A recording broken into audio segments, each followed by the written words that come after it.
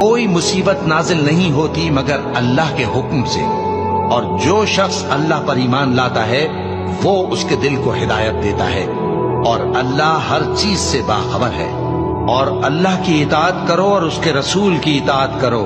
बस अगर तुम मुंह फेर लोगे तो हमारे पैगंबर के जिम्मे तो सिर्फ पैगाम का खोल खोल कर पहुंचा देना है।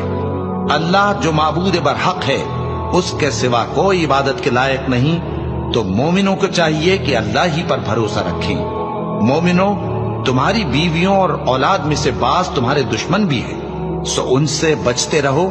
और अगर मुआफ कर दो और दरगुजर करो और बख्श दो तो अल्लाह भी बख्शने वाला है, मेहरबान है।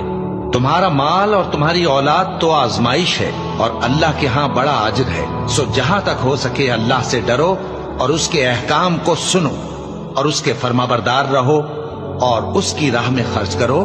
ये तुम्हारे